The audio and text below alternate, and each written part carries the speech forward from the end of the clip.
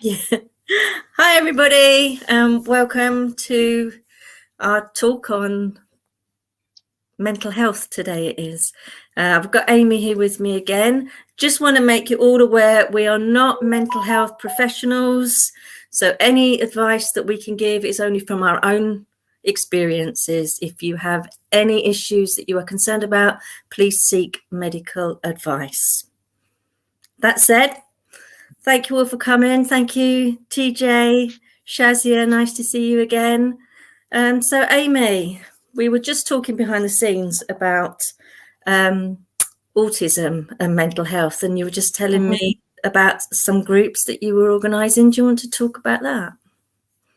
Not me personally, but there's been talks of certain groups behind the scenes who are actually saying, we need to address the fact that there's not really a course or support group that takes into account all the sides of autism as well in mental health, because the NHS, you get 6 sessions of whatever they refer you for, but whether you've got autism or not, actually you can't connect with someone enough in those 6 weeks to build up that bond. And someone with autism often takes a lot longer and also doesn't always understand their feelings and stuff, so it's harder to get out. And I certainly don't. And yeah, but the services are being so stretched, it's sort of being fobbed off to loads of other people to deal with, which I don't appreciate, and I'm sure service users don't.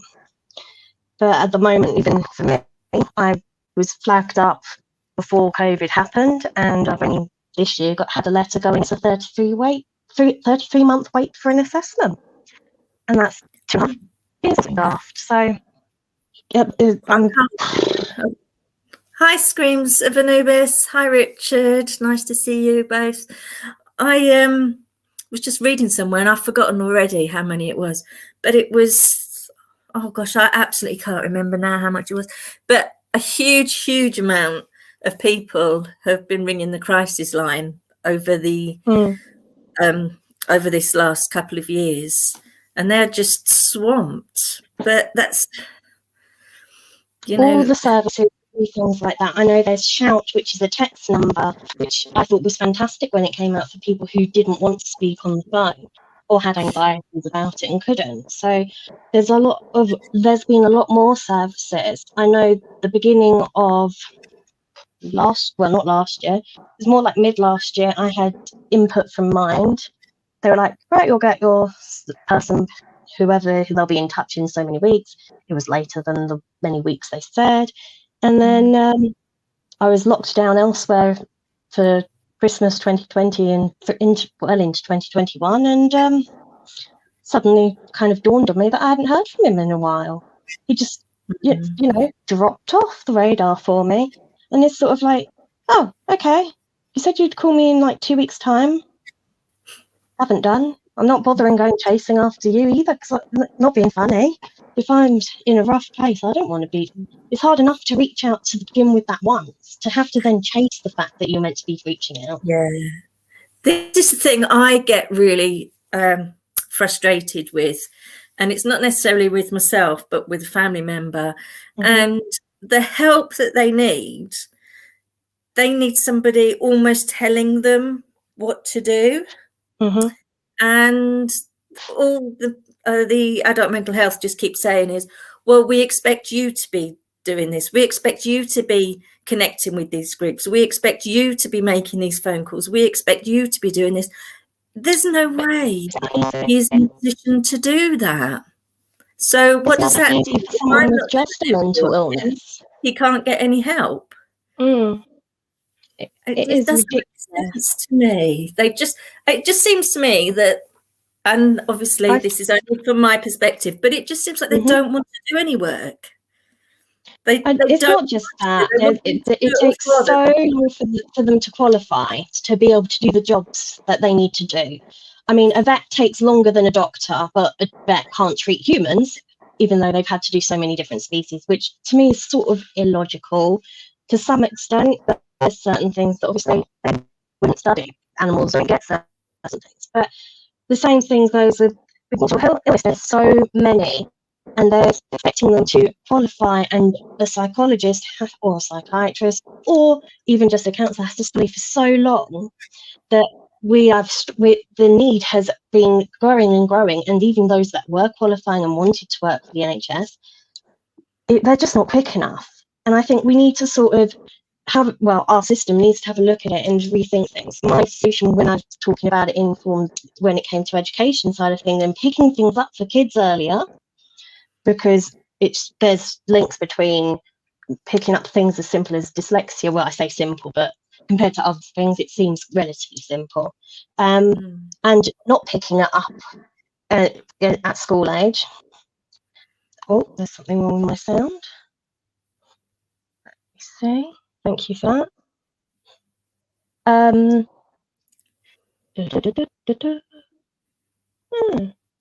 That sounds not too bad now, but it was quite. Is it maybe? I don't know. It should be fine because it's my headset mic, but it might just be that my headset's playing up. That sounds much better now. To me, anyway. Thank you. So with picking things up in schools, it actually does, reduce the risk of people developing mental illness in a young age. And then the schools get the support. But my solution to that was, you can't have just one egg psych for one borough. But there's too many schools. My solution to that was to do mini courses in between someone becoming a psychologist or psychiatrist, ed psych, and they can specialize in two disorders or something in that mini course. So it's still going to take time, but they specialize in two things. To say autism and ADHD would make sense because they're very commonly seen together. And then they can go around schools. There'll be like 5, 6, 10, whatever, depending on the size of the area. And then they sit together and all discuss and go, this student doesn't necessarily need to be names or whatever. I noticed had these problems. The teacher was sort of like, oh, he's just naughty. Did anyone else see that?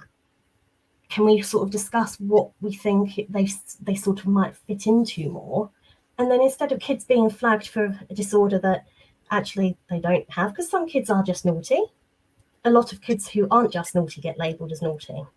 But maybe having those people who sit and discuss and all sort of come together rather than one person can sort of mean the kids that are just naughty they just stay at school and they get the right stuff put in place in school.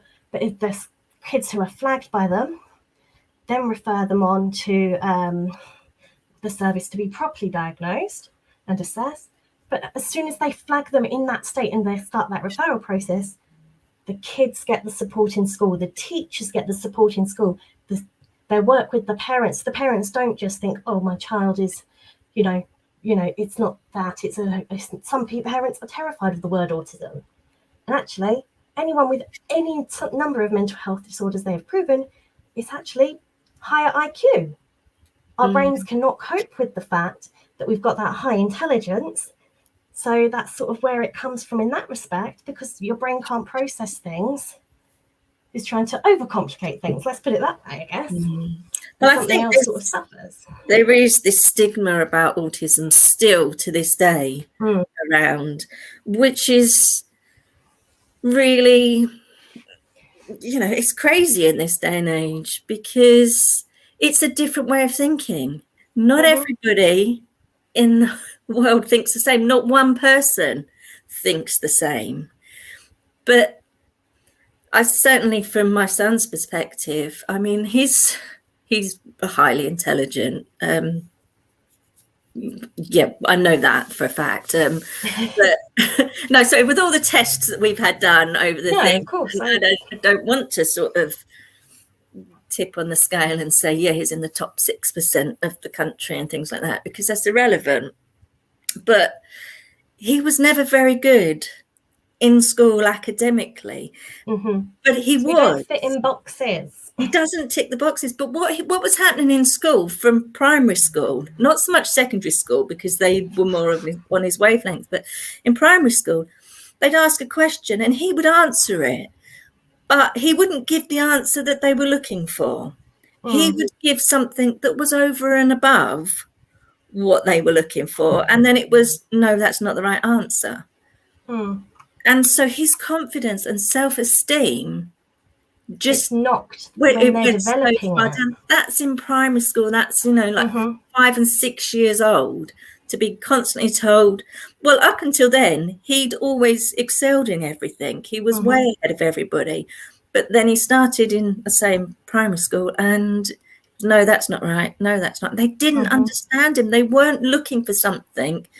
It was in his last year of primary school where he actually had a teacher. She was a trained teacher, but she'd originally been a scientist, and she got him straight away. She could see exactly where he was coming from. And so he started sort of building a bit of confidence then, but it all went haywire again when we got to secondary school. But he should never have gone to mainstream school. That's my bad.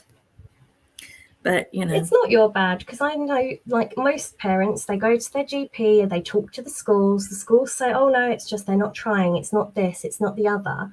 And they're, to some extent, they're at that age, it is a lot of doctor and school communication, because that's exactly what was happening with my goddaughter. And she's only got referred because her mum turned around to the GP and went, well, I'm on the wait list for an assessment, and I know it can be linked genetically.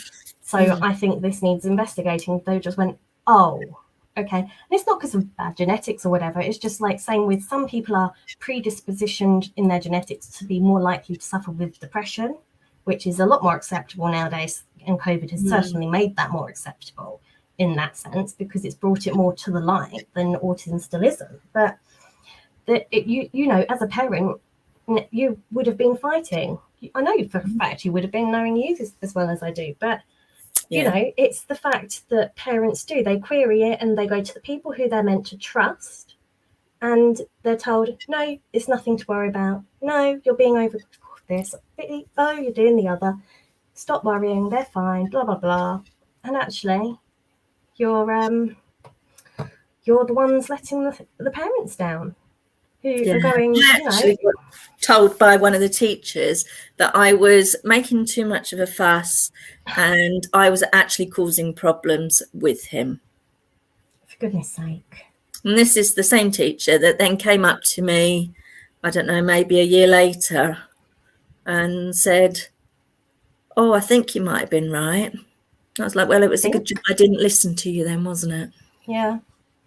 I mean, with teachers, I have to kind of be in their corner as well. They don't have enough time when they're doing their teacher training and so on to understand the flags, the subtle flags, the more severe flags. They are just literally drummed in X, Y, Z. You've got to teach your kids this, this, and this. And it's tough. I mean, even with the distance learning, a lot of people who've got young kids will have had to do a lot of that themselves. I had to do my goddaughter's, and it was her first year at school, and you try getting a 4-year-old to sit on Zoom and try and do some maths or do whatever, and it was painful at times for me, the other side of the screen, because I couldn't do a heck of a lot if she decided, oh, I'm going to go and run off. But mum couldn't do it. She'd just had a baby, so someone had to help her, because she'd gone to the school and said, look, there's no way I can do this. Can't do both. And I do feel at the beginning of all the lockdowns, teachers just kind of went, okay, it's your job. And that wasn't, or at least maybe it might not have been the teachers per se, it might be the higher bodies that be. Yeah, what they could and couldn't do. That's the problem. They're in the firing range as well, teachers. And, it's not always them, is it? They've got their hands tied as much as anyone. But this is the thoughts. If you did have that system where you had multiple people who knew a more broad, or more not broad, more not specialist, because that's not the right word either, but sort of they've done that research and they know about the disorders and so on. You do that in schools. You could do that in like group therapy sessions, because they do enough of them now, because they go, oh, we haven't got enough staff, it's got to all be grouped. Sorry, most people don't want to discuss it all. Most people don't want to do that. I mean, I think it's actually quite a good thing, because sometimes when you're talking on a one-to-one, particularly if you're quite sort of you don't know the person, rather than just one or the other. Whereas if you're in a group of people, sometimes they'll say something and it will trigger, oh yeah, and da-da-da. But I don't think you I'd still ever need go. a safe I don't place think I'd want to do a one-on-one. group one. I wouldn't want to, but I think, you know, a lot of us will have a lot of things that we don't feel comfortable shouting out about. And I wouldn't want to talk about that in a group session. But that's not to say I wouldn't be comfortable one-on-one. But then it could be that it's brought up as a topic in a group session after you've done those sort of sessions, as it were, the next week, and you can kind of bring it up as a topic, because it's quite possible that other people will be the same, but then it's a bit more, you've kind of already started that process of opening up about that issue or situation, rather than, okay, welcome, these are like 10 other people and you've never met them before. But it's sorry, I funny, have like, to read this out. A very good friend of mine who is autistic has 3 autistic children. Every time the teacher said they were wrong, she bounced into the school and asked the teacher to explain why they were wrong. The kids answered right, but not what they were looking for. So you're teaching mind reading in schools now. That is so true. yeah. It's That the same is... as, like, you can be the parent of kids with special needs, and I actually had never flagged myself as special needs, even when I got my dyslexia. I don't like the term. I prefer additional needs, because we have additional things we need to have in place so that we are more neurotypical and work in the way that fits a box. Sorry. Why can't the world adapt for us rather than the other way around? It's a lot easier for them to do it that way. But and she had 3 kids. Her partner had that later on. They had a child together, and he had kids with other needs. And she kept saying to me, "Oh, I don't understand why my son, who was at that point statemented, went to a special school where he was getting the help." And she went, "I don't understand why he responds to you so well." And I went, "But I treat your kids all the same. Like, he is old enough to understand X, Y, Z is wrong, and I treat him with the same respect. The older boy, when he gets quite frustrated, he gets annoyed and has fits, it's because a lot of the time you're straight on him and blaming him. Whereas if I send him away for a few minutes and say, go and sit with him afterwards, after I've dealt with whatever else was going on, and then I go, look, I've sent you away because it's a hard situation. I want you to take some time to cool down, because I want to hear what you have to say, but I can't do it when you're shouting."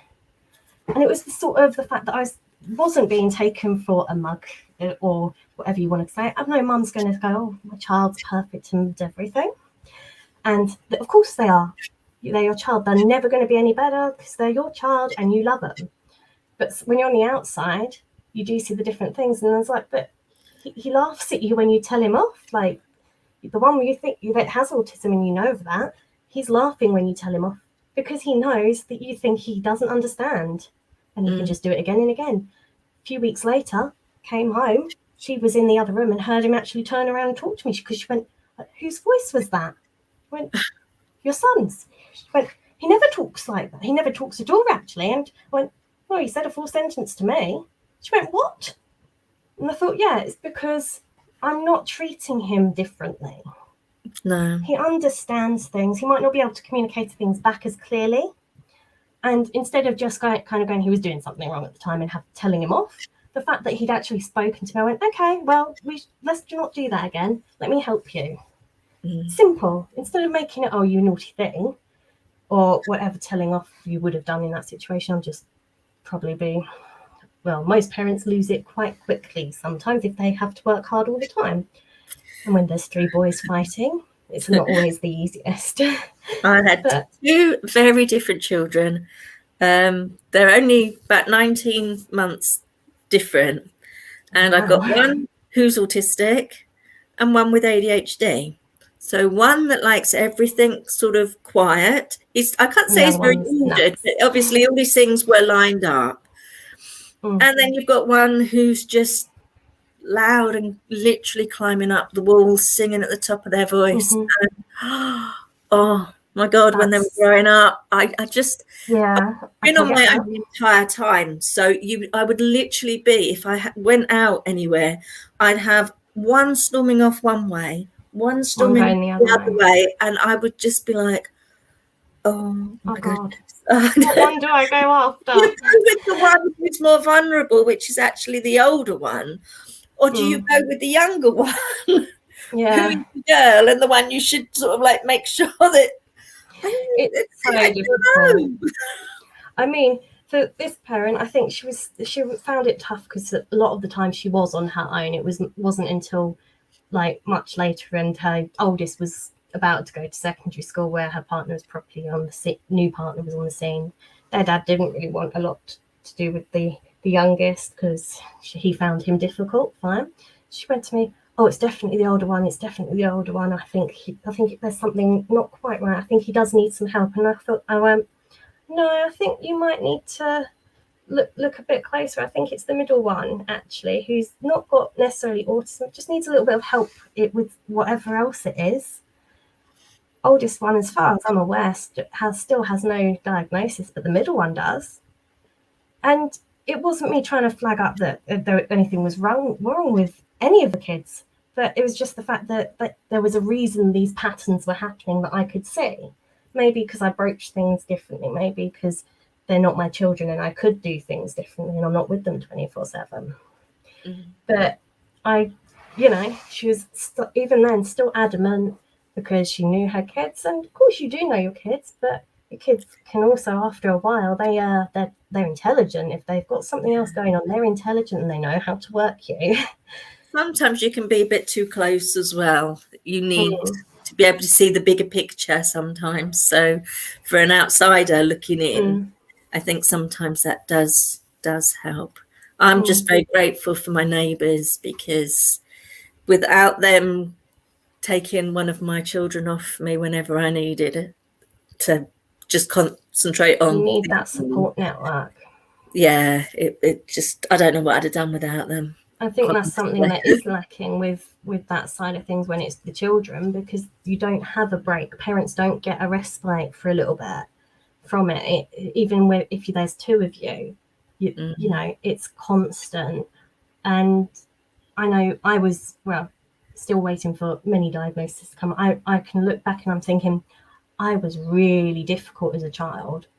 I mean, my mum kind of always jokes and goes, you hit the terrible twos and you didn't come out of them till you were about 16, and it was literally like a light switch.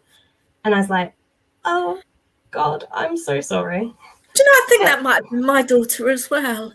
You have ADHD, don't you, Amy?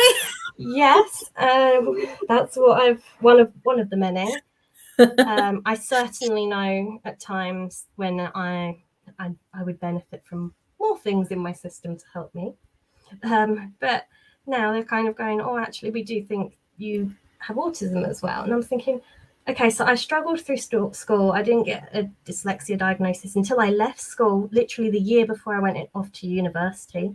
And I was the youngest there. I was 17, the youngest. I'd worked my butt off to be there that early.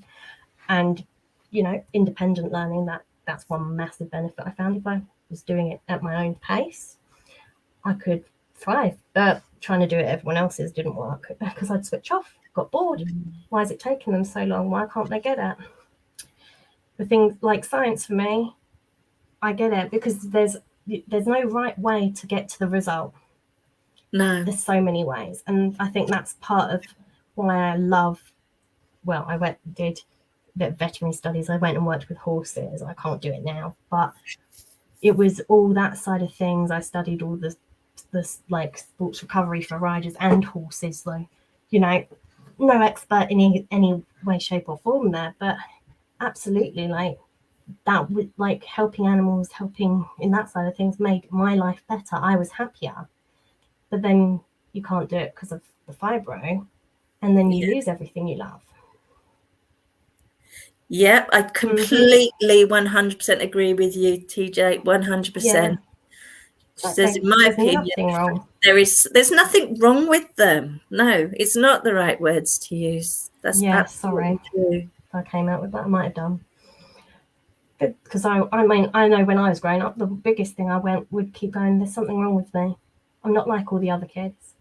And, you know, it did end up that I was pretty much on my own most of the time through primary school. Most of the time through secondary school, I didn't want to be with anyone at that point. Then I was just depressed anyway, headphones in, block the world out. Do you know what? I have just always just I mean, I've always had friends, but no one I kind of cling to. I'm nobody quite I happy have if they really leave. connected with. I don't think I've ever connected with any individuals because I'm in my own world. I just always have been. I've always had lots of friends. My mum and dad used to say, if we'd go on holiday, we'd go anywhere, within 2 seconds I'd be saying, oh, I've just made a friend, I'm off. So I made friends really easily, but it's just it's a very selfish thing, but I want people when I want them, and when I don't want them, I don't want them. And to have friends, it's got to be sort of a bit of give and take, and I don't think I've ever been particularly good at that. Does that make sense? Yeah. So I like people, but so at school I just played with whoever I wanted to play with, or I'd hung around with whoever I want to hang around with, and I just thought I was just friends with everybody. I never thought you actually had to make close friends. It was just, I like what they're doing, I'm going to go over and do that. It goes back to, with me, I was always treat people how you want to be treated. But by secondary school, I was already sort of on guard. And secondary school, that was when the bullying got really, really bad. And the school didn't do anything. So then I had my group and I just stayed with them because I didn't want to let anyone in. But for going back to the comment about stigma, I really wish that they taught something about different learning difficulties and so on at school age. When they go into primary school, then you start the generation off to stop that straight away. That, it might be that you notice something your friend does that you don't do, and you might kind of want to say to the teacher, oh, so and so did this and doesn't understand this, and we were talking about it, and I wanted to know, is there a better way for me to try and explain it? Because then it's helping the teachers notice things as well. So if the kids are being educated in it, that not necessarily that there's a problem or there's a reason for it or whatever, but if they're in primary school age, keeping it that simple, then they can go, okay, so they might need a little bit of extra help, because sometimes things just don't make sense to some people. Sometimes people understand English when you're doing your language and how to write letters. Some people can't work out maths, and that would be me. Yeah. And it would, to me, it's that simple. If you start teaching kids there's nothing wrong with that at a young age, they grow up into thinking that. And then I know there's going to be that some input from parents who kind of still drum things in, because that's why some parents do, they're the cause of racism, for example. And I know that's a touchy subject, so I'll be very brief on it. Yeah, we won't continue it at home. But if you're not at school and you're not at home, you tend to find the kids don't have that. So the same thing would work in that respect. With, if the kids are taught young, then they grow up, then they'll have it and have something that is at school. There's so many skills that we don't get taught in schools over here. Other countries I can't comment on, but I left school, couldn't do taxes.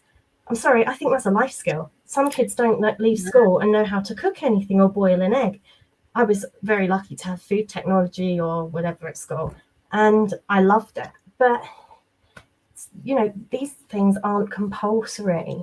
No, I think I'm sorry, I don't need to know how to. I've never used Pythagoras' theorem since I've left school. That's not relevant.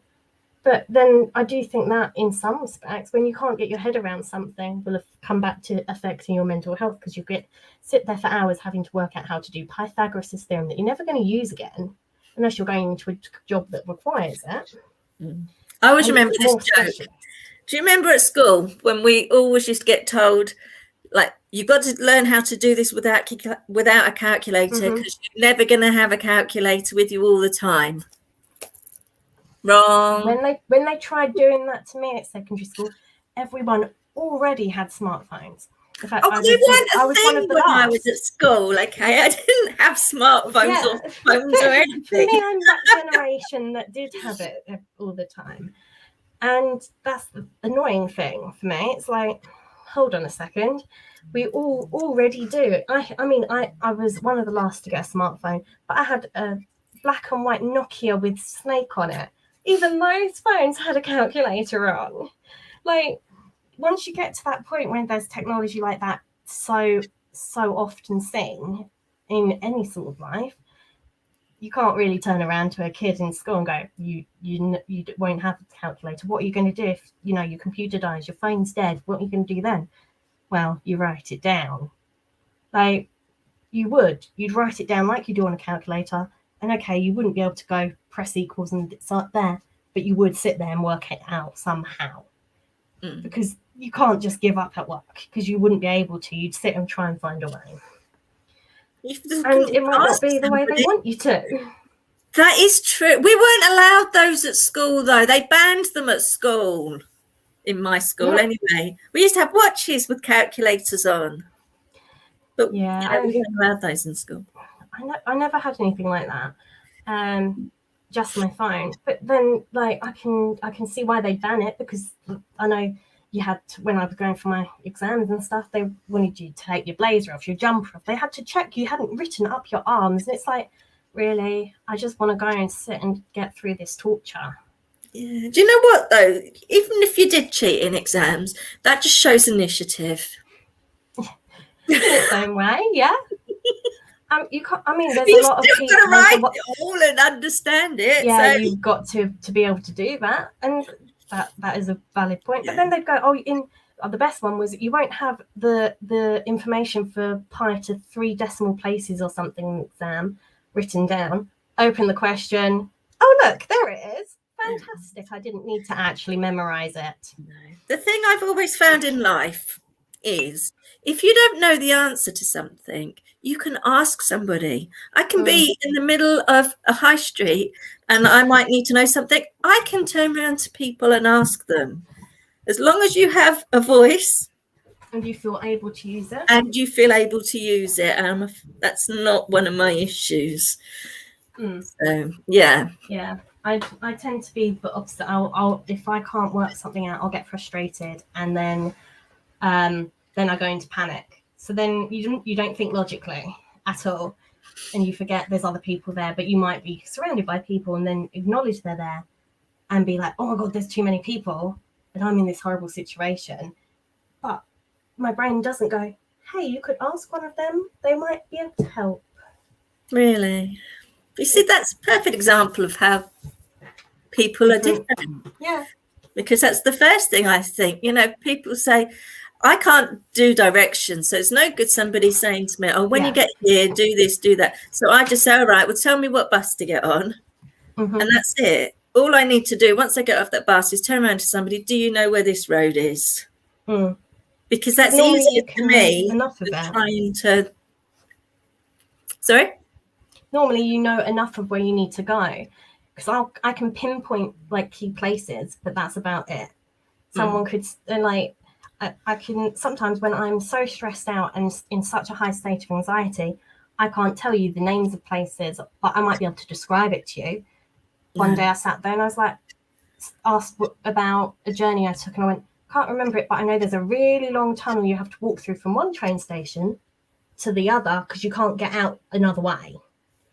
Everyone can work that out if they know London well enough. So I could describe that to someone. And perfect then, because if you can describe it to one person in that way and they can flag it, and if not, someone passing by would be able to recognise it from get off a train, you have to go through a long tunnel that seems never ending, and then you get out into another station. They'd work it out, easy enough.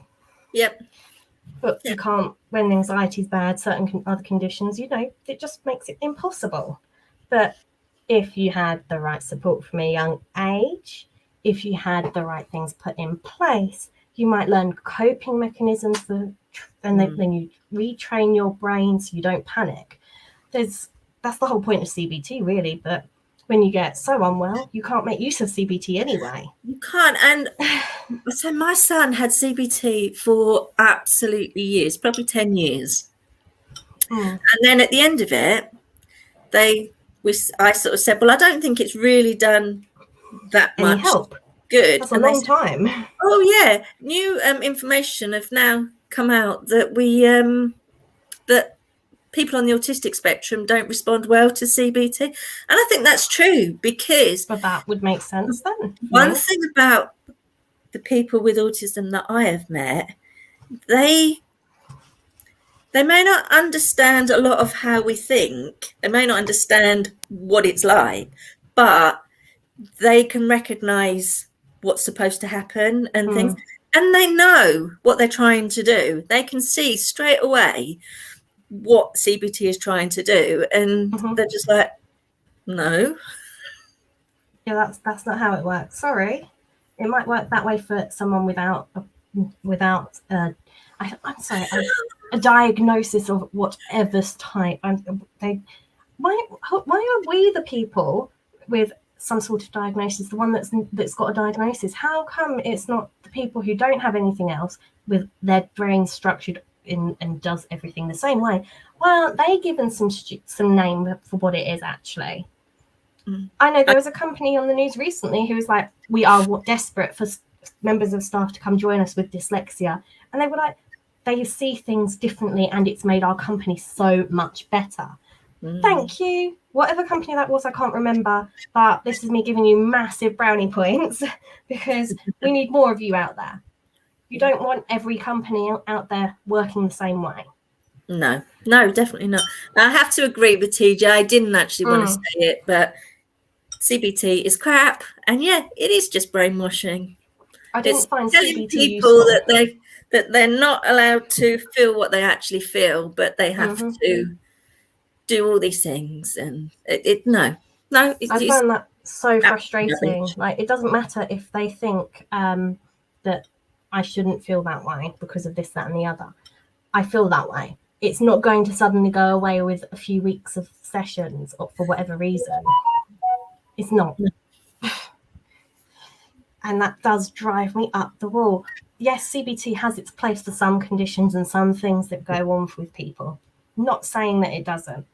But a lot of people who, by the point of actually getting anywhere within the system to get help, they need a lot more support than just CBT at that point. Has anybody been offered CBT for pain management? Because I have, and I told them where to go with it. But I want to know if anyone's actually had it and if it did any good, because I can't see how. I mean, at the end of the day, I use my mind over matter, my mindfulness and things like that anyway to cope with pain. Otherwise, I would just be crumpled up in a corner all the time. With my pain management, hello, Leslie. Nice to see you. Hi, Leslie. We were only meant to do 6 sessions and I had a lot more because COVID happened and I plummeted. And obviously when you plummet then and you're already under a team, they have to make sure you're going to stay safe. How fantastic's that, guys? So that's one way to use the system. Not promoting that at all. But yeah, I had some fantastic lady with me in pain management and I can't fault her. She genuinely did care and that's what I loved about her. I didn't feel like I was just being patronized or, told what I wanted to hear. But she said, okay, well, we can't change your pain, but we can change how you work with it. So she said, we're going to work on pacing because if you push too far, you're going to end up flat in the back. But instead of me going, right, well, I get nothing done, she went, okay, so say you're doing hoovering and your pain's getting higher. Go and sit and do paperwork for 10 minutes. Then go back to it. Instead of feeling like you're getting nothing done, then you're going, okay, my body's saying I need a break from this. Let's go and do something that's less physical on it. And I thought actually that was a better way for me to sort of look at things other than sit there and get frustrated at the fact that I'm getting no hoovering done and now I'm stuck in bed. And okay, it's just trying to help you find a way so you don't feel like you're getting nothing done in that situation. I don't think that would work for me because then I'd have the hoovering started, the paperwork started, the washing up started, the this started, and then I'd look at it all and get overwhelmed and go, yeah, I'm a bit like that at the moment. Not doing that. I'm a bit like that with my crafting at the moment. I've got wood burning going on upstairs, so I'm doing pyrography. I was making cards downstairs. I've been prepping glassware for glass etching, all these little things. And you're like, oh, okay, I've got to get this all done by, one thing done by Sunday, because obviously my partner's here and we can't know about it. And everything else by the Friday, not this Friday as in tomorrow, but the one after, because then I'm going up to his and all my craft stuff stays here. ah. So Sorry, you're can like, I oh just gosh. ask, TJ, do you want to come on the panel? Because you've obviously got a lot of experience as well, like us. Well, not like me, but It's like because Amy. I find that they don't treat people as a person, they treat you as the condition. And as we know, if you have multiple conditions, well, as they call them, comorbid conditions, when you have got one diagnosis and so on and so forth, they all feed into each other. So if you don't look after one part of your health, we know that it's going to feed into everything else. So I do like the term of there's no health without mental health. And I think we need to get that out there more, because if people don't look after themselves, then what? But yeah, they do tend to do one condition, and I say the NHS, I'm sure it's the powers that be above in their high ivory towers that go, I think we've got to be careful no, saying the NHS. well, a lot of the time it's the people on the floor who get the abuse from us lot, as it were, because we're so frustrated with the system, and a lot of the times they are too. And there's only so much they can do on the floor. I don't understand why we have to have this triage thing all the time.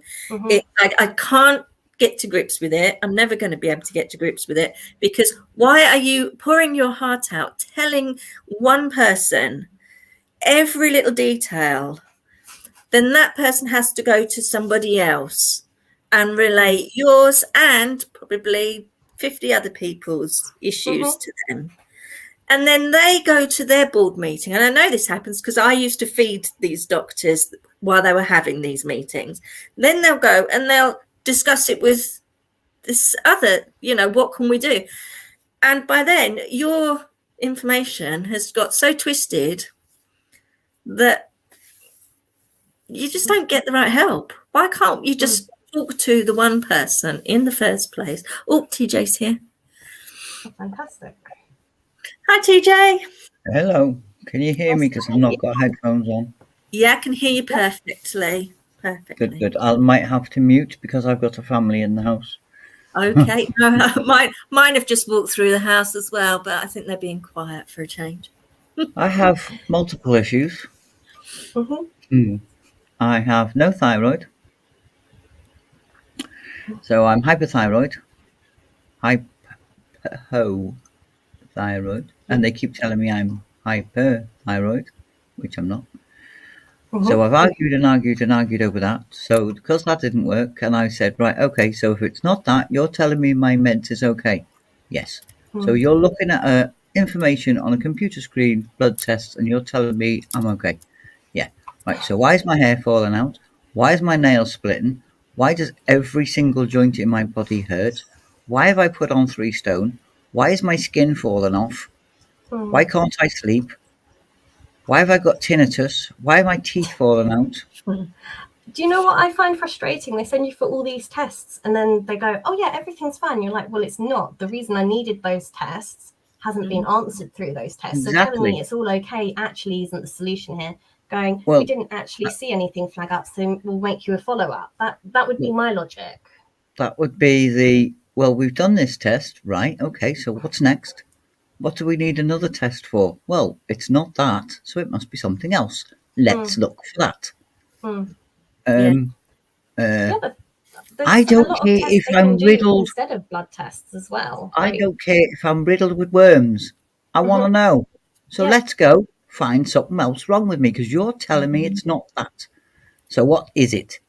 And because I've got a strong personality, and I have been told by numerous people I am on the autistic spectrum, because when I have I'm a dog with a bone.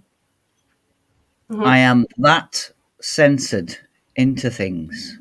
I will go to the ins and outs to find out everything I possibly can about that subject. I am also black and white. Yeah, that's me. Do not tell me there's a grey, because there isn't. You told me it's my thyroid. I believed you. Now you're telling me it's not my thyroid because my tests are all coming back normal. What is normal? Well, for a woman of your age, it should be blah, blah, blah, blah, blah.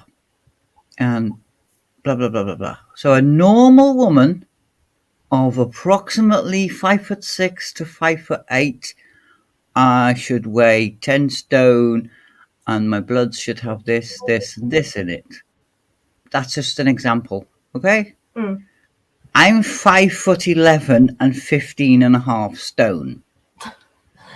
God, at least make sure that when they're referencing things that is relevant to you. Right. When you take an animal to the vets, It's done by yeah, weight. you take an animal to the vets, that animal cannot tell you what is wrong. Mm-hmm. So if you've got a Dutch Hound and a Great Dane that's got a thyroid problem, they stick them on the scales and go, oh, the Dutch Hound needs 25 milligrams and the Great Dane needs 125 milligrams. I'm the fucking Great Dane. Mm-hmm. That's the thing. I've queried many times, and I worked at a vet, so I was doing all the prescriptions and working as a vet nurse assistant. And I said to my doctor after a while, I was like, "Do you know what? Like, I don't get why we're not using this in humans. Surely this is part of, to some extent, not entirely, part of why antibiotic resistance is coming. Because obviously, if you're using too much for someone smaller, then their body's going to start earlier. So taking that aspect into it and various other aspects and so on. Why we don't do it in humans? Because one size does not fit all. Sorry. Dear. Sorry, I don't know what that was, but made me jump. So I then contacted the manufacturers of my medication and said, could you send me some information on how you come about what dosage people take? And they very kindly did.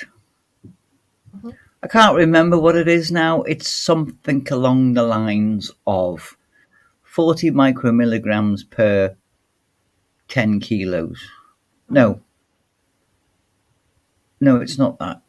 I'm going to just ignore the numbers, but it's something like 10 micromilligrams for so many kilograms or so many kilograms. And I went, right, well, that adds up to 168 micromilligrams. Why are you only giving me 125? This is from the manufacturers. Yeah. This is the people who make this crap that you're putting in me because you won't give me the natural stuff because we're British NHS and apparently we don't need. This is what bugs me with the fibromyalgia side now. They've said that we're not allowed pain medication. We're not allowed any medication that we would have been given before to help with nerve pain, such as epilepsy medication. NICE have said, no, none of those are very good. Opioids aren't good. Some people they do work, some people they don't. Fine, I'm okay, I'm agreeable to that. One size doesn't fit all. But you can't say we're going to take away all that medication and leave you with nothing. No, NICE don't recommend that. They say various treatments come in, not CBT, they say, but it needs to be with other things, such as massage, hydrotherapy. You can't get that on the NHS. How do we access this? But you'll take away all our money. All the medication that you're helping with. I went to my PIPs. Right, I'll continue with what's wrong with me. Have you got a list? Have you got time? Go and get yourselves a 3-course meal, 2 apples, bottle of wine, maybe 2. Champagne afterwards. Oh, did you know what? Oh, don't forget the flowers. That's because it's going to be a long night.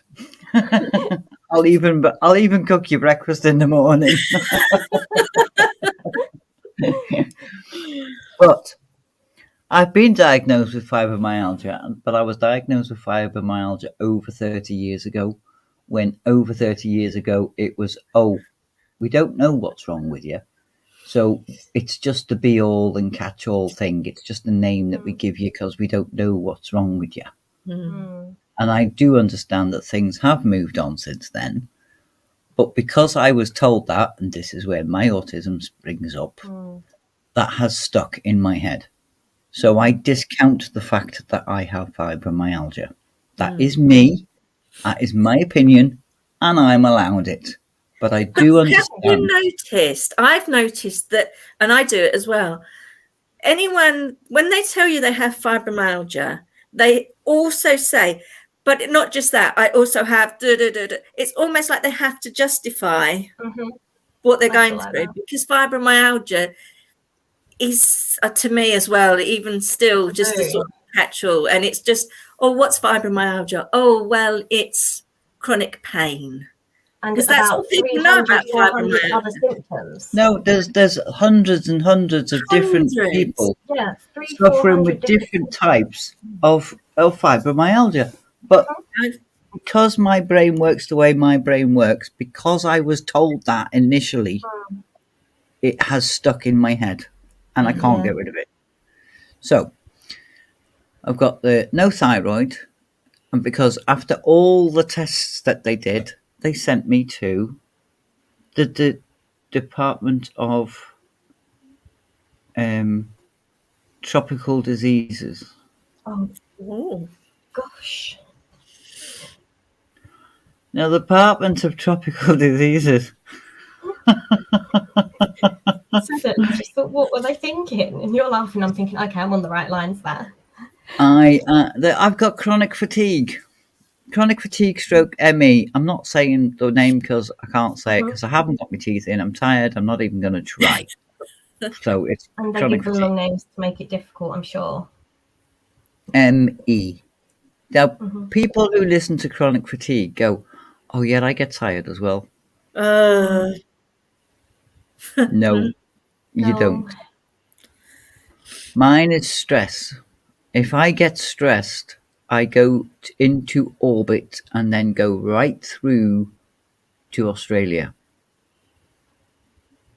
My stress levels I go straight to a high and then I burn out immediately. And that burnout will last anything from 2-3 days, and I'll start crawling out my Australia hole, and I might just sort of put my hands on the rim and sort of lean there for a bit and take a breath. And then I might be able to stand up and take a breath. And then I might be able to carry on at a rather sluggish rate. And then I'll be all right until some other stress happens. And then I'm like, oh, for fuck's sake. You'll have to excuse my language. Anybody who is listening to this is a very passionate thing of mine. And I don't like it. It pains. It hurts. It hurts people around me. And I don't like it because I can't do anything about it. So I try. I also try to ignore very well, TJ. You do very, very well. I do try to ignore it. I'm also riddled with arthritis. I have got arthritis from my skull, literally in my neck. So all the way down my spine, I've got arthritis. I've also got a curve in my spine. I've got arthritis in my knees and my shoulders and my hands. And because of my thyroid, I've got carpal tunnel syndrome. So riding a motorbike is rather difficult. But you know what? So is sitting on the couch in front of the telly. Yep. So if I'm going to be in pain, I'm going to enjoy it. You can't go out and ride your bike. No, but I can go to work. And if I can go to work, I can go and ride my bike. But your bike hurts. So does going to work. If I said to you, shall we go walking around the Trafford Centre this Sunday? You'd be like, oh yeah. You wouldn't mention my back, my pains, my this, my that, my other, because we're doing something we both enjoy. But because I want to go out on my bike, you're suddenly bringing it up. But let's see if we can help Laura here. There is a difference between being tired and chronic fatigue. It's difficult to explain, but I mean, I don't know if I have chronic fatigue syndrome. I know that my fatigue is the biggest difficulty, or one of the biggest difficulties I have. And it literally wipes me out completely to the point of, if I'm, well, one, I generally can't even get out of bed. And it's just like, if I even move an arm or try and move anything, it's just, I don't have the energy physically to do it. I can't think straight. There would be, when I'm really having a bad flare, there would be no thinking, right, I'm going to get up and make a cup of tea. I could be lying there thinking, I really wish there was somebody here could make me a cup of tea.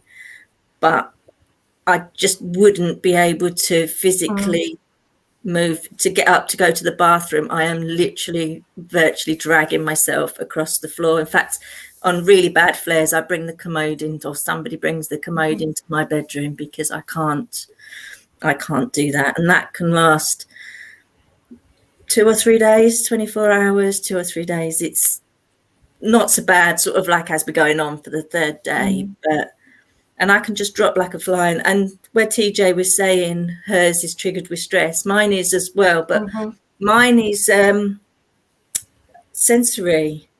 And it can be as simple as somebody walking in front of me with a brightly patterned, particularly black and white, top on, or a fire engine or an ambulance go past.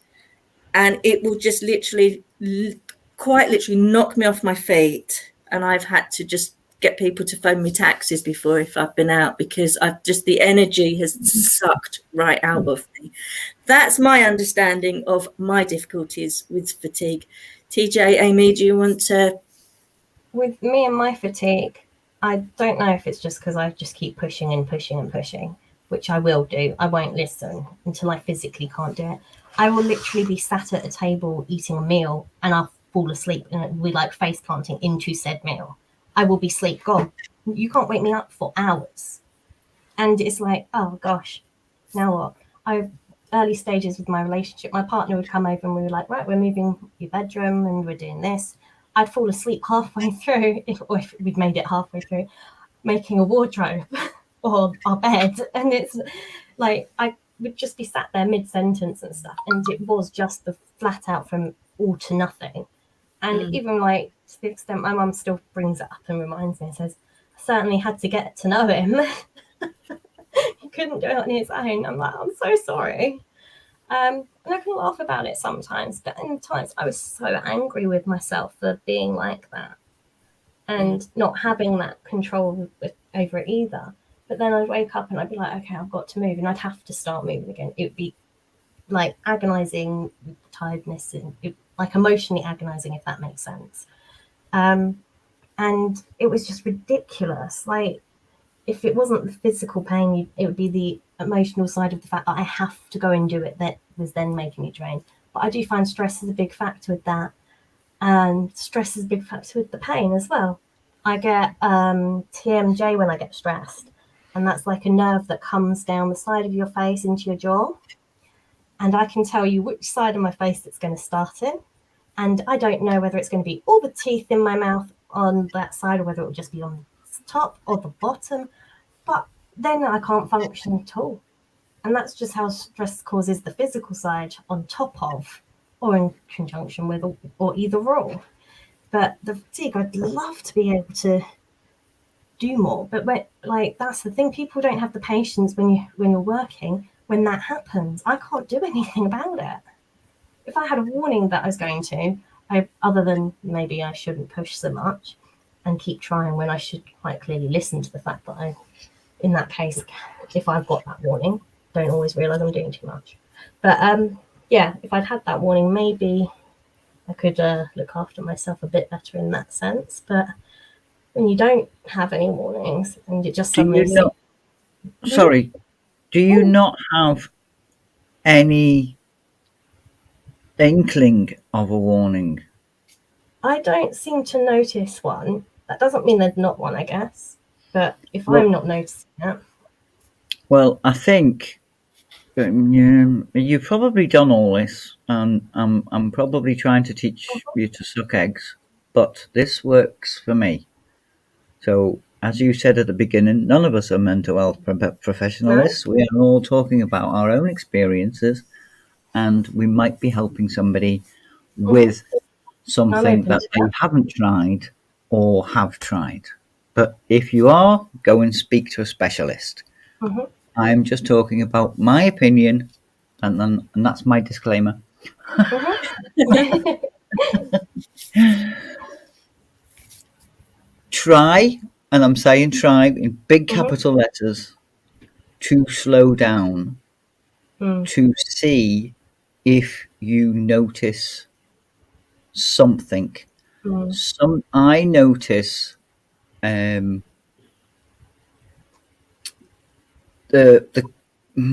how do I put this? There's a light change. It's not dramatic. It's almost like a cloud going over the sun. Mm. It's only a very, very, very, very, very faint change in light. And that's when I know I'm going to go.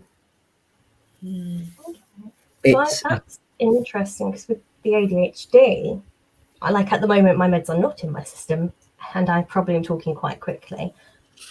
It's probably quite easy for me to then not notice things because I am a million miles an hour. And yeah, so it may be worth. I know Leslie's also put up about having my heart checked. We did do that. I still regularly have to check my blood pressure, and I've got to have more blood tests as well at some point. But you try getting an appointment to have that done, because everything's done by appointment at the moment. But yeah, I do keep an eye on my heart and my heart rate, my blood pressure. My heart rate's always quite high because I'm always quite stressed. But I think slowing down is pretty much what everyone keeps telling me, and I think maybe I need to find a way to do that. Way to do that, yeah. You do take a lot on, Amy. Amy's in a lot of the online groups I go to, and honestly, this girl doesn't stop, but she's absolutely amazing. Like us, TJ, she does all the arts and crafts as well. She's got some lovely cards that she's made and fantastic sewing and stuff. So TJ, again, is very artistic and creative. If you haven't checked out TJ's YouTube channel, you really must. She makes these puppets and then they sing along to music. It's absolutely fantastic. So thank you. Yes, I need to get your link in there, and I'm not sure how I'm going to do it. Multitasks. But yes, because last time I ended up. Let me see. Right, keep talking amongst yourselves, and no, we're going to wait. We're going to wait, and we're going to stare at you, and we're going to look at you while you're doing it. Look, just leave me alone. I don't know what I'm doing. So yeah, that was one thing I because my flare up started. One of my my husband had to go into hospital. Very serious condition, and I was alone, crying my leg off, not eating, didn't know what to do. Curled up in front of NCIS because he'd downloaded like 2 seasons before he went. Very nice of him. Very nice of him. He downloaded 2 seasons before he went into hospital. It's good of him, that, wasn't it? So while I'm just watching what's on the screen, I wasn't even watching it. I was just looking in that direction. So the light of the telly was in the room, and I've got a little lamp so that I can see where the ashtray is, purely to see where the ashtray is. And I was like, curled up in a ball, crying my leg off, in my PJs, not eating, and this NCIS thing. And I noticed that the light changed, and at first I thought it was the telly. So that perked me interest, and I went, no, because they're still in the office. So the light wouldn't have changed. You know, like if they'd have gone outside, the light in the room would have changed, or because it's quite a big telly. Or if they'd have looked at the elevator, that light would have been slightly different. Yeah. So I started looking into it, and I thought, So I turned the telly off, turned the big light on. Why do the Brits call it the big light? Don't know, actually. I always say, should I turn the big light off? At the big light in the middle of the room, I think we're the only people that call it the big light. Anyway, I digest, I diverse, I digest. Anyway, and yeah, the light changed. It went more pastely, more subtle, more, but just a fraction. But I then knew I had to get up, get PJs for him, get his shaving stuff, blah blah blah blah blah blah blah, blah. Get to the hospital, worry about parking fees. Come home, sat on the couch, cried my eyes out, slobbered all over me top.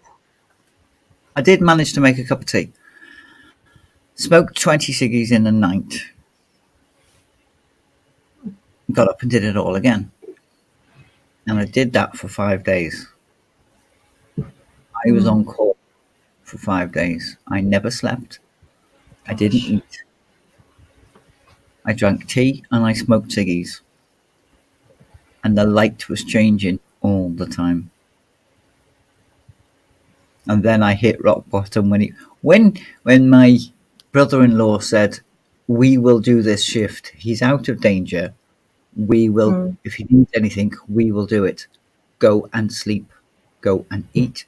Go and scream in the woods. Go and paddle in the water. Go and do something for yourself." And that was my sister and my brother-in-law did that, but he was the one that was going to be driving. So I did. And I didn't crawl out of that hole for 75 days. Wow. You needed to take that time. But I do work full time as well. Yeah, I certainly couldn't do that.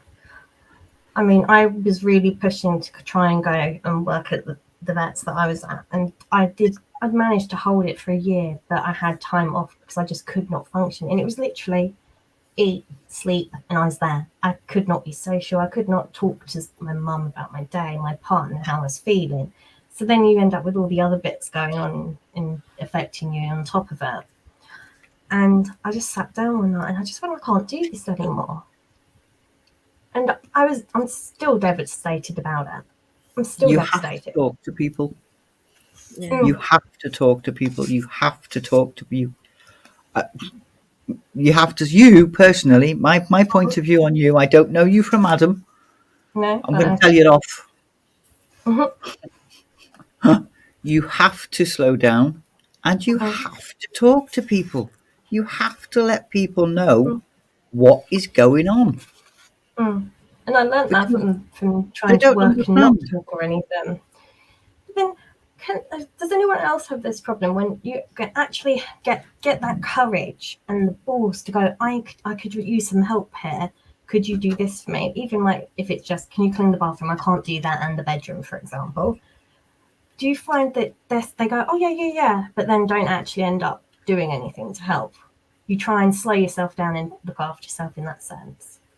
Yes, but you're like, then what am I meant to do? Because if it's mess, I get fed up with the mess. But it's sort of like, then what are you meant to do? Because you end up still having to go, well, no one does it, so I have to. I've been on the floor before now, photographing something, and my son has walked in and stepped over me. And he's looked at me and he's gone, "Are you all right?" And I'm like, "Yes, thanks." And he's gone, "You finished taking your pictures. Are you all right?" I'm like, "Yep." He goes, "Okay, shall I just wait here for a minute or two until you finally ask me?" I go, "Nope." He goes, "Oh, okay." Bye, Leslie. Thank you so much for coming. It's been great talking to you.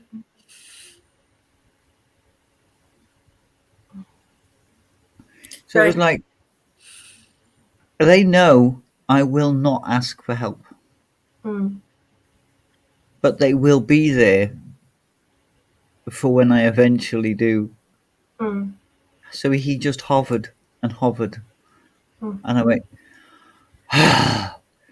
"Pass me the chair and bugger off." So he passed me the chair and I finally got up off the, I had to crawl, pick myself up off the floor by the chair because I wouldn't know, Go away, leave me alone. I've done it in work, and I'm just like, just go away, leave me alone. I will be fine in a minute. But we've got to call an ambulance because you collapsed.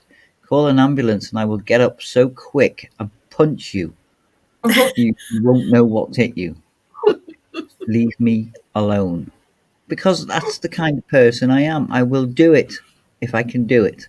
And I will try to do it. I will try to do it. Because you're not taking my independence off me. Yeah. But people have to know why you're like that. Because there's going to come a day when I can't do it. And then I'm going to need your help then. So all these times that you've offered to help me, I'm counting up in my head. And when I do need it, you owe me. I might have to start doing that.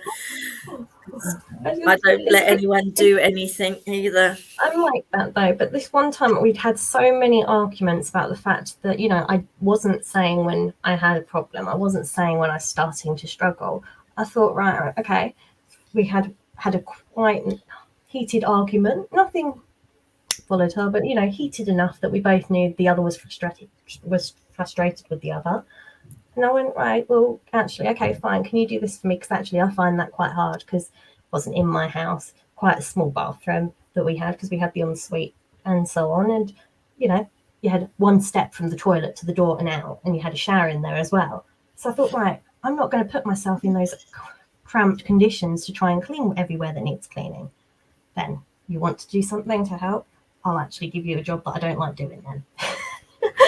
But it's sort of like, when they're going to you, it's quite evident that to them that you need help, and there's a difference between, okay, I need help, but you're not doing it, and when I need it either. So I thought, right, okay, you're telling me I'm starting to snap at you more, I'm starting to do this, that, and the other more. So I'll try and act on the fact that you're having a go at me about that as well. Okay, do this for me. Nope, didn't happen. It's sort of like, then you do push through because you can't, I don't know if anyone else, I just feel like I can't rely on people when I know I need to slow down or take a step back. And I found that quite frustrating in itself. Like, and it doesn't make me want to try and say again, actually, can you do this? I could use a little bit of time off. I think the whole time I was at my partner's parents' lockdown, I was there for Christmas last year till sort of June. I don't think my partner cleaned once. I did it all. We only had those 2 rooms that we had to do because that was our space. But when his parents went out, I whipped round the Hoover quickly because I feel like we're all making a bit of mess in the main areas. But it's just like, you know, I was trying to distance learn with my goddaughter online. I was trying to do my groups. I was trying to help make sure my mum wasn't getting snowed under and wasn't on her own and stuff like that back at home. And that was how it was. And I thought, right, okay, give me that. No, don't want to do it. Don't want to do things after work. I don't want to do things on the weekend. It's like, what am I meant to do? I've used this example with him now. What's it going to be like if we settle down and have a family? Are you going to expect me to do everything and look after the kids all the time? Because that's normally what sort of ends up happening if someone who doesn't work at the time dates that. And she's like, oh no, I'll help then. And I'm like, okay, can you help me a bit now? Get your practice in.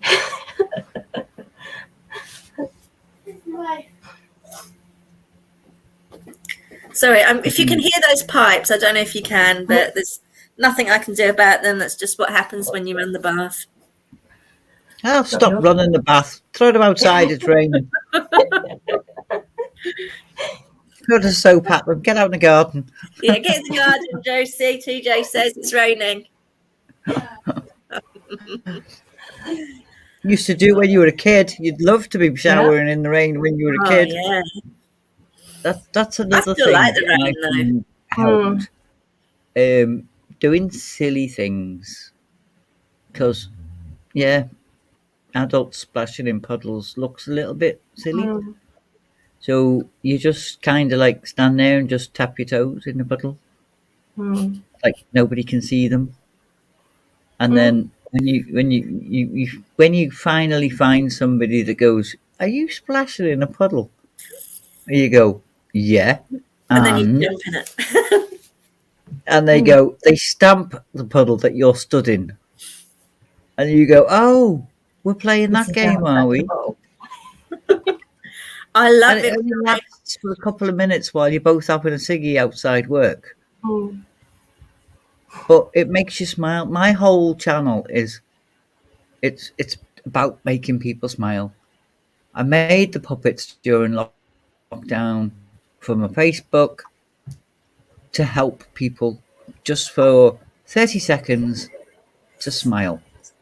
Because if you can smile for that 30 seconds, that 30 seconds means a lot. You've just got to find another 30 seconds later on in the day, 30 seconds at the end of the day. And that's a minute and a half. So if you can find a minute and a half in one day, you might be able to find 2 minutes the next day. And smiling seems to ease some problems. I'll laugh and joke about what's wrong with me. I went out for a ride with the lads. Not my lads, the lads I ride with. We went quite a distance. I hadn't gone that far before. I'm sat on the bike. Dale gets off. Do you want tea? Tea with 3? Yes, please. And they'd gone in, and one of them was lagging behind, and he went, for a walk back, he went, "You can't get off that bike, can you?" I went, "No." He went, "Why didn't you say?" "No, you're not going to say something." I said, "I'm quite comfortable sat here." He went, "Come on." So he shouts one of the other lads over. I don't know if you know about motorbikes, but there's a side stand and it leans one way. Yeah. So they leaned. That's my weak side. So I can't get off that side anyway. So I have to get off the side that leans away from me. So they had to physically drop the bike for me to get off. And I fell into someone else's arms because my leg wouldn't bend for me to get off the bike.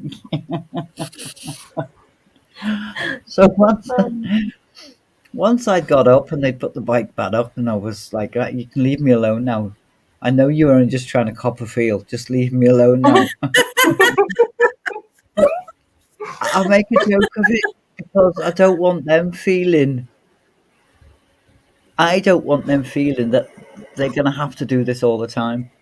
But if they have a laugh with me, then they're more likely to go, "Oh, it's just her. It's just her." Yeah. That's just the way she is. But they understand underlyingly, we're going to ride to Wales. No, I'm not riding to Wales. I'll ride halfway and then ride myself back. Oh, are you sure? I'm not spoiling your day. I'll ride halfway and I'll ride back. Oh, okay then. Are you sure? Yes. Are you sure? Yes. Okay, she's sure. You've just got to have a laugh. That's my thing. Having a laugh. You can't take it all seriously. I never do. I mean, yeah, I burn the toast every morning. Now, you think I'd learn, wouldn't you, that my toaster doesn't pop up? But I can't multitask, so I can't make a cup of tea and a piece of toast. Yet every single morning, I try and do this, and every single morning, I end up with burnt toast. But you just got to laugh at it. I mean, seriously. Every little thing that goes wrong is just... I don't take anything seriously as a... So you're getting a new toaster for Christmas, one that pops up. No, I don't know. It'll spoil the fun of it, really, won't it? Probably frighten the life out of me when the toast pops up. But So the one that got me is toast. I've had toasters for as long as I can remember that just pop up and you get the pop noise and that's it. No, went to my partner's house and their toaster not only pops but it goes ding. I've never jumped out of my skin so much in my entire life. but everyone just like in this moment just turned and looked at me as if I was like, because to them it was normal. Me, nope. I do make very good mummy fried chicken. I make very good everything, but only one thing at a time. Mhm. I can't make mummy fried chicken and chips. Oh, see, that's where you give someone else that job. Perfect. No, you see, not only am I independent, but I'm also don't like.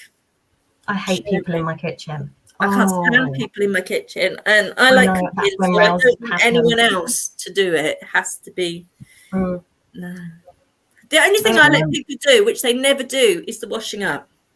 Oh yeah, they I'm can do that. Even like the extremely dishwasher. lucky. I am lucky beyond all odds. I have a husband who lost his job, took on the role of house husband Nice. with a bit of a push, just a little bit, and he does an excellent job. But while he was in hospital for 15 days, I said to the kids, "What are we having for tea?" And they were like, "Beans on toast." I was like, "Right, okay.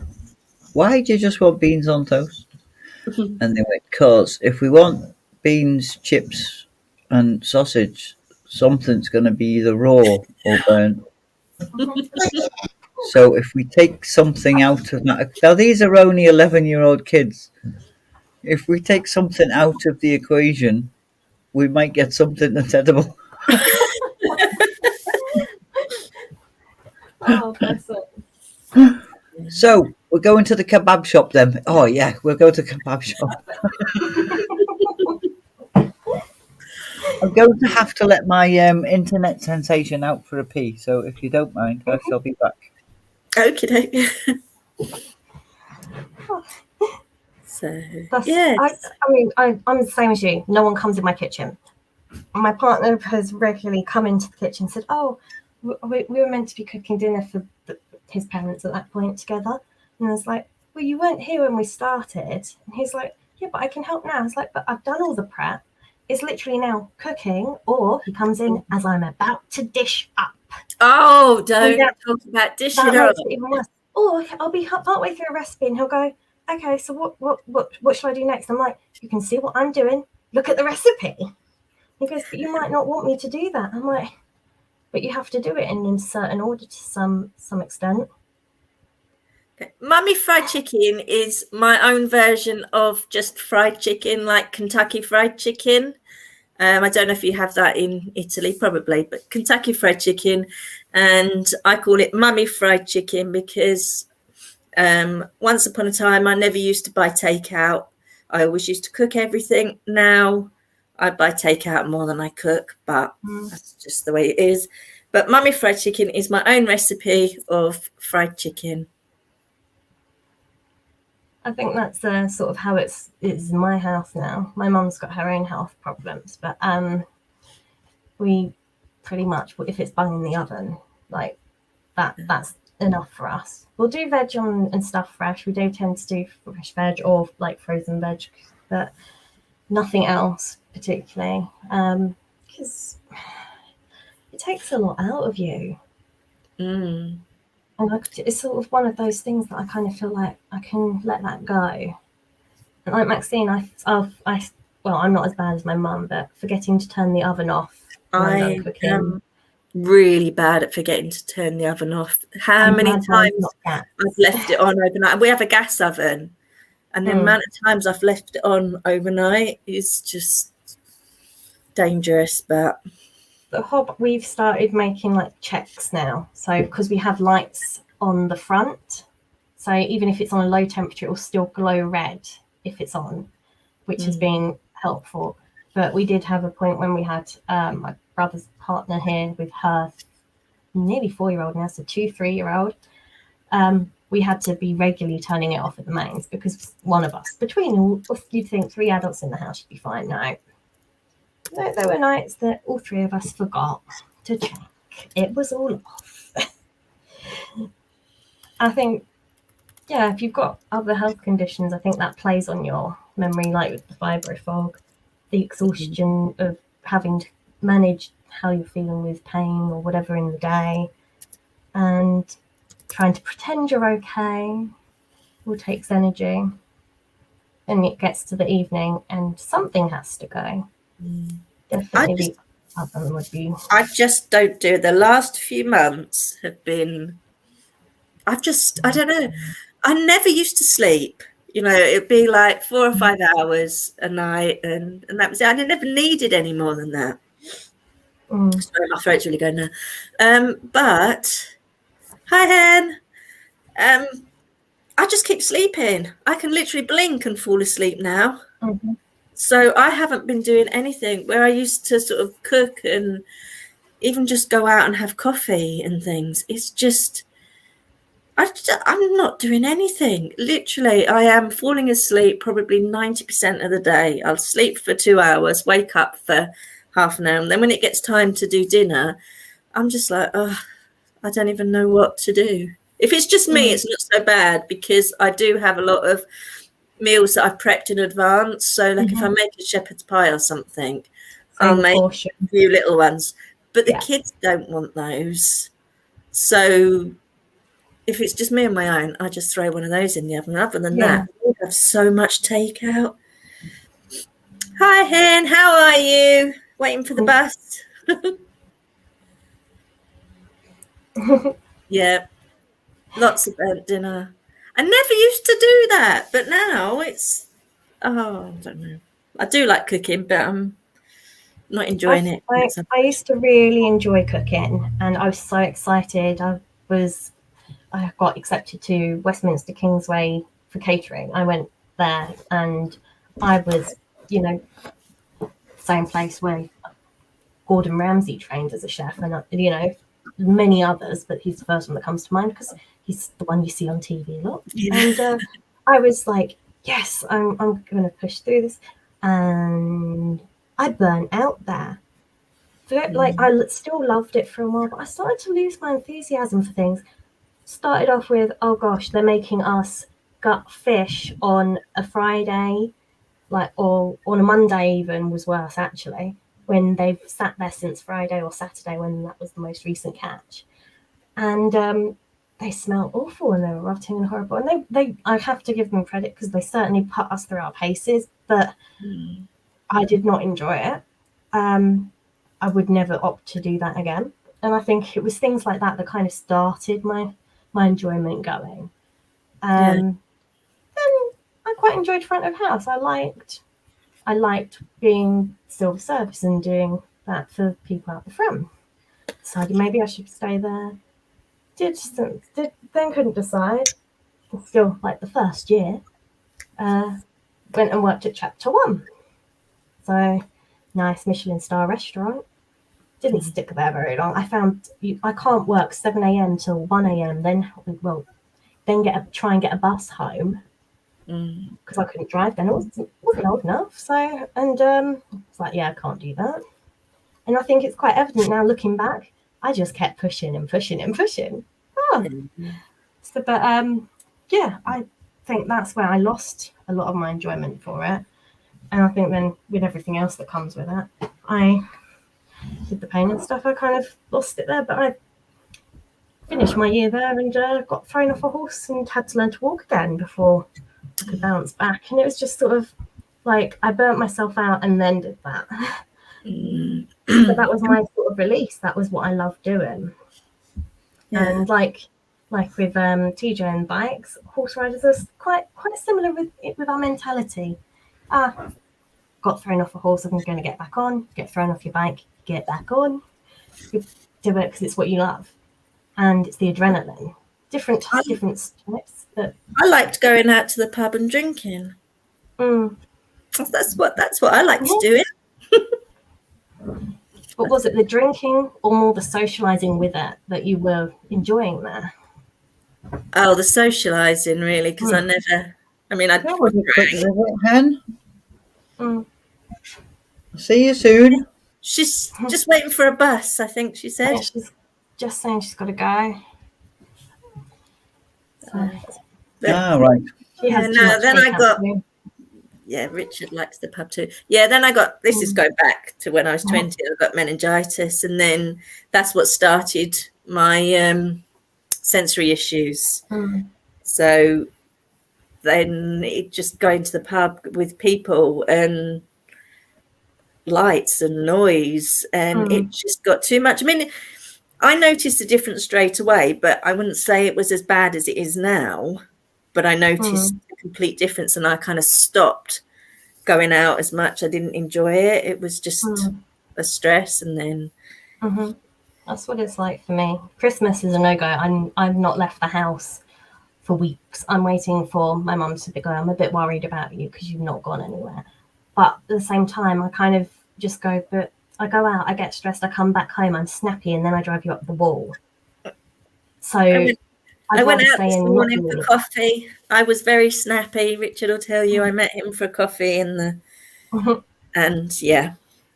It's just too much. I mean, fluorescent lights in shops, my eyes go blurry. I've been to the optician so many times, and they just go, nothing's wrong with your eyes. I'm like, but I walk out there and I can't see properly with my glasses on. No, nothing wrong with your eyes there. No one ever mentioned or flagged to me at that point sensory side of things affecting me. No. Have you looked up, and I hadn't heard of it, I had absolutely no idea, something called visual snow? Now, No. I didn't know it was a thing. I had no idea. But I, like you, been going to the opticians for years. They stopped me from going. They refused. They keep saying, you cannot come back for another 2 years. I'm like, but I can't see. But your vision's perfect. No, I can't see. I can't see. Everything is moving. Everything is just shaking like that. It's not clear. I feel like I'm looking through fog, funnily enough. But really? Yeah, there is a lot of reasons why I chose through the fog. It's a really good one. But it's just strange, and I can see perfectly. I know I can see, but I can't see, and it's almost like something isn't processing. I can see it, but my brain isn't understanding what I'm seeing. I don't know. I can't tell you what it is. Anyway, I found this site on Visual Snow, and it describes my difficulties perfectly, because I keep saying I can see things moving, but what it is when I close my eyes or move, I'm still seeing that image, but almost like if you're looking at something in slow motion, it's still moving, like there's a trail. It's really quite strange. Anyway, I didn't know it was a thing, but now I know it's a thing. So look up Visual Snow. It might not describe what you have, but it did for me. So now I've got to get back to the optician that won't see me and try and say, do you know what Visual Snow is?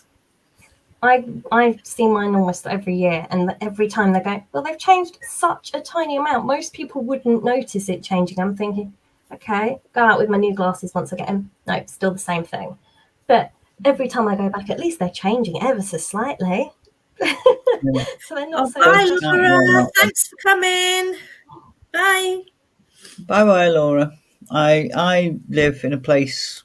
I live in Liverpool, and we've got St Paul's Eye Hospital. A very nice place. Very, very, very nice place. At 35, I had cataracts. I'm like 35. 35? Cataracts. Whoa. A bit young, isn't it? And it is. So I delves into my hypothyroidism, my chronic fatiguism, my arthritisism. I delved a little bit into fibromyalgia, but I was like, nah, can't even contemplate sorting that one out at the moment. And cataracts. I have Graves' disease, which affects your eyes primarily. So they take the thyroid out. Well, they didn't. They nuked it. They gave me radioactive iodine, which kills it off. Excuse me. So, but I still have the disease. So it still affects my eyes. So I said to the doctor, can thyroid problems cause eye problems? And my doctor, my GP, said, well, it can do, but you don't have the stereotypical Graves' disease, because I don't have the bulging eyes, which is the stereotypical Graves. I was like, oh, right, okay. Why, Surely what's that this? would be sort of more of the extreme end of the scale, when they should be really worried. When you've got the bulging eyes, I don't know enough about. Well, I don't know anything about it, so I'm learning from. Well, it also depends on your genetics. There's people who can just blink and push their eyeballs out because they can do that. But you are right. There are different levels, but they weren't too fussed. So anyway, I got sent to St. Paul's chap there, only a young chap. You know, when you look at somebody and go, "You're 12." Yeah. What do you know? You are 12. And the And you get into 12-year-old. conversation and you find out that this person's 40. And you're like, oops. They're just really, really young looking. And they go, it doesn't happen very often, but with people with Graves, they can get cataracts. I'm like, will you write that down for me? Why? Because that is going to bite me in the arse shortly. Why? Because I'm going to need to take time off work. If I take time off work and it's not my disability, then I get sanctions for it. So, if it is my disability, I don't get sanctions. He was like, no. I said, yes. I need that in writing on my notes so that my doctor sees it. He wrote me a letter. This patient will be needing cataract surgery. We will be looking into doing this in the new year. As this comes under the Equality Act 2010, this letter is just to inform you of that fact. Fast forward 6 months, gets my right eye done. Another 2 months later, gets my left eye done. My employers said, you're on a stage 2 watch thing. Don't go off sick again or you're not getting paid, basically. And I'm like, did I not give you the letter that says it's part of the Equality Act 2010? Well, no, it's eye surgery. It wasn't to make me see better. It wasn't LASIK. It wasn't laser. It wasn't to give me 20/20 vision. It was to make me see. Yeah. You know, so that I can continue to work. Because I can see now. It's a disability, you plank.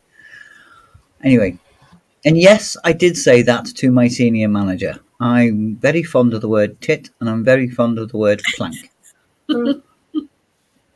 It's a multitude of sins. It works. So, I didn't get sanctioned. But people need to realise that. Yeah. It's not what they think is the disability or whatever.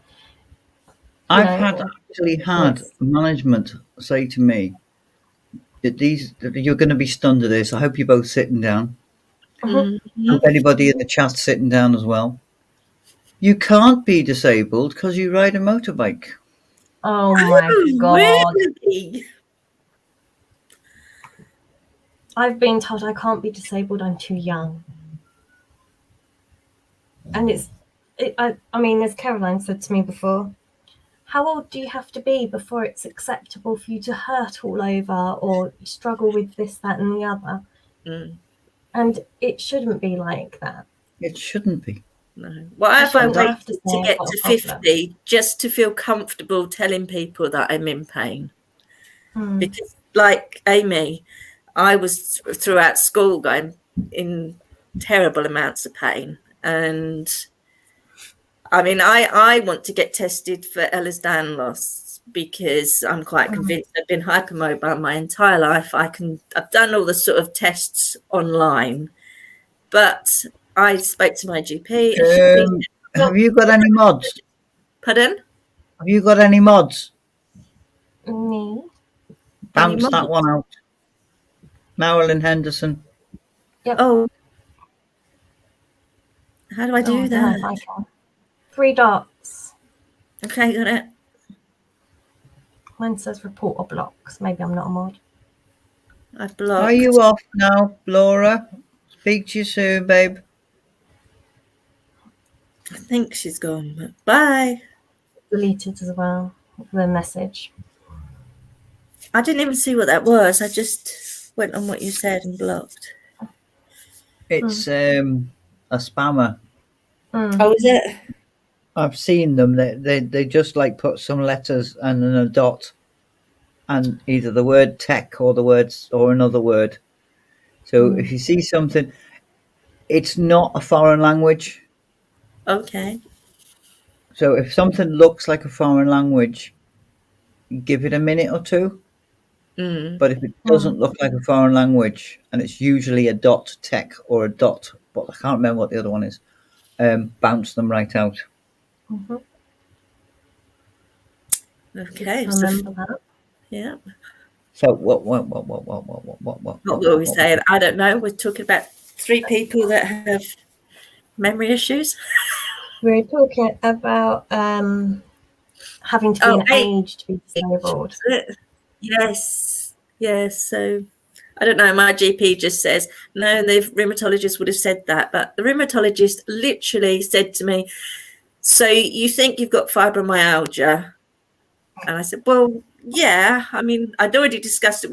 My neurologist was fantastic, but she'd literally exhausted everything she could think of. So she sent me to the rheumatologist, telling her that we'd discussed it and this looks like it could be. And I said, yeah, well, that's a possibility. So without doing any tests, I'm not joking, she just looked at me and she said, well, it sounds like it could be right. And that was my diagnosis of fibromyalgia. That's nuts. I mean, the amount of blood tests I had, you can see on my arms how many needles I had shoved in me to try and find another cause. Bear in mind, I'm 27. I've had bone density scans like multiple times, MRIs, CTs, you name it. I had those expensive things done when I could have gone to an office in theory based on that, which I just got told, yeah, it sounds like you tick these boxes. To be fair, I've had all of that. My neurologist put me through everything. She was quite convinced after the meningitis I probably had. I wasn't allowed to be referred anywhere. I was not going to be referred anywhere, and I did this for years. It was like 11 years from first symptom to diagnosis. And all through that time, I had jumped through so many hoops. And I get it with conditions such as fibromyalgia. It does sort of mean that, like TJ said, you sort of kind of go, yeah, I can't really find out what it is, so we'll just go with this because then we've given you an answer. Okay, my answer is basically a non-answer. My partner feels like that, but I think in a way he's right, because you kind of go, oh, I feel like this today, and you just kind of go, but it's because it's my condition. Well, every time I say anything to the doctors now, I try and bring anything up. It's that's not your fibromyalgia. Oh, that's part of fibromyalgia. Oh, that sounds like your fibromyalgia. And I'm thinking, I do worry with that, because I know I'm 27 and I shouldn't be worrying about things like this. But in the future, I'm thinking, when I'm older, what if it's cancer? What if you actually miss cancer? I'm not thinking this is cancer. No. What if you do actually miss something like that? Because you just blame I don't know. My it. doctors are very good. The slightest thing they think might be cancer, they send me off for more tests, even though I'm going, I really don't think it is. Yes, yeah, we'll do this. We'll do that test. We'll do this test. I don't know. Personality. In case you may not have noticed, I've got quite a strong personality. It's usually hidden away. But I was always told, if you're not sure, ask. There's no such thing as a silly question. Right? So when they said, your meds is all right, this is coming back normal, that's coming back normal. I was like, well, so why do I still feel like shit? Please explain. Well, you are the consultant. You have been looking into this for 8 years. I've had this body for 35. Who do you think is the most experienced one here? And when you say things like that to people who have trained, and I'm not taking anything off anybody who has trained in a certain aspect of whatever it is they've trained at. But my experience of my body is a hell of a lot longer than any lessons that you've taken. And you may have seen 1,000 patients. And those 1,000 patients are going to tell you something different every time. Yeah. I don't want you to look at me as one of your case notes. I don't want you to look at me as one of your patients. I want you to look at me as TJ.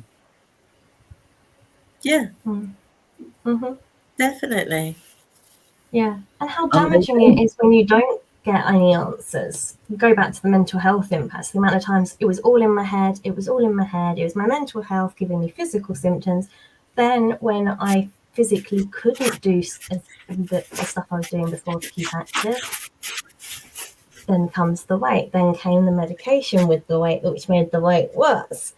And then they go, it's because you put on weight. You need to do more exercise.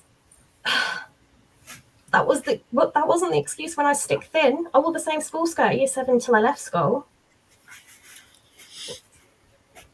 And I was in pain at that time. I got told horrendous. At 38, it's because you're fat, 40, fertile, and female. Oh, don't forget hair. Oh God! And that was by a doctor that must have been about 30 stone.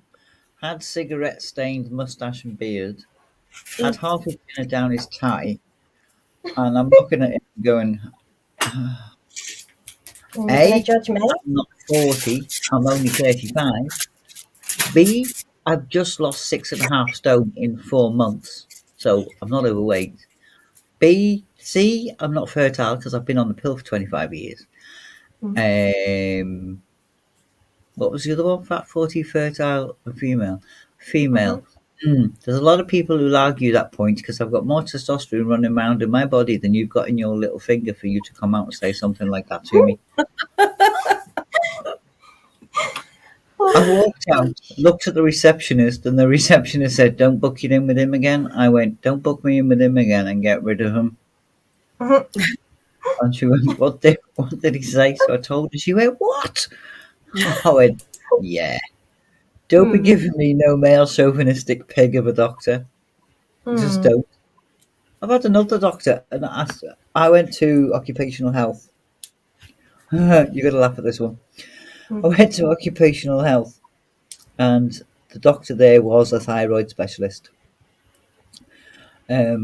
So he said, da, da, da, da, blah, blah, blah, blah, blah, blah. Well, it can take this long, da, da, da, da. It's a very, it's a balance and scales, da, da, da, da. You've looked into it, da, da, da, da, da, da.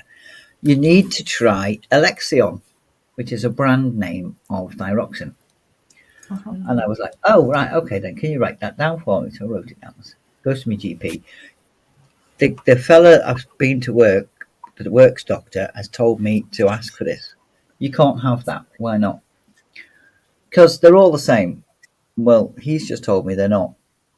Well, no, they are. Right. I don't mean to pull you down or anything, but you are a general practitioner. This is a thyroid specialist. And he's told me that I need to take Alexion. They're all the same. They've all got the same ingredients. Can I just ask you, who made the shirt you're wearing? Looked at me puzzled. And went, the shirt? Yeah. Who made the shirt you're wearing? He said, well, it's a Next shirt. This is a very nice Next shirt. He said, yeah, it's very nice. I said, why didn't you go to Primark? He said, I beg your pardon. Well, it's 80% cotton, it's 20% polyester, it's got plastic buttons, it's the same ingredients. Yeah. So you've got a next shirt on, which is exactly the same ingredients as a shirt from Primark. So why are you not wearing a Primark shirt? To save money. Why are you not wearing a Primark shirt? Save yourself a fortune there. True. And he was like, yeah. I'd like my tablets from Next, please. I don't want my tablets from Primark. This is the thing. They've proven this with some epilepsy drugs. It's the same thing. You can get a generic name or a brand name, and a brand name may work, but the generic may not for some people. And yes, they have the same active ingredients, but it could be the ingredients that are also there with it that make that difference. You don't know if you don't try. Right. How do you make a scone? Flour. What's the ingredients in a scone? Flour, Maybe sugar. Sugar, butter, salt, an egg, cheese if you like cheese. No. Don't be going fancy. Don't be going fancy. Just a plain scone. Eggs, flour, butter. Butter, sugar. Eggs, flour, butter, sugar. I thought that was a sponge. Depends on the quantities, doesn't it? Quantity, yeah. Percentages and so on. It's the same ingredients. Yeah. Is it not, or is it the same ingredients? It is the same ingredient. How do you make a pancake? It's the same ingredient. Yeah. Well, no, I don't have sugar, but yeah. Flour, milk, butter, yeah. Same concept. I'm actually making you think here, aren't I? I exactly knew where you were at. Because it is, you could have a different percentage of certain ingredients, and that can make all the difference in a medication. Absolutely. So, if I go to the shop and buy you £5 of spuds, what can you do with £5 of spuds? Loads. Exactly. Absolute loads, yeah. And it's only potato. And who doesn't like mashed potatoes but eats roast potatoes? Who doesn't like boiled potatoes but... And it's potato. You either peel them and make mash, or peel them and boil them. Because boiled potato turns into mash. And once you've mashed them, you can make them into little croquet things and throw them in the oven, and you get mash. Hash brown rice. You can grate them and make rotisseries. You can make hash browns. You put a bit of oil on them. You've got chips. You've got roasties. You've got cubes. You've got chuck them in the oven. You've got baked potatoes or jacket potatoes. Wedges. Yeah. First time I've met TJ, and I love TJ. Right on the same wavelength. Sorry. Yeah. So there you go. It might well have the same ingredients in it, but it mixes differently. I have exactly the same ingredients as you have, and you have the same ingredients as Through the Fog has, and Through the Fog has the same ingredients as I do. We are all skin and bones. We all have got blood. We all have got veins. We have all got hormones. But we're all different people. You cannot treat us all the same. No. I am not from Primark. Nope. I personally am from Harrods. So you know what?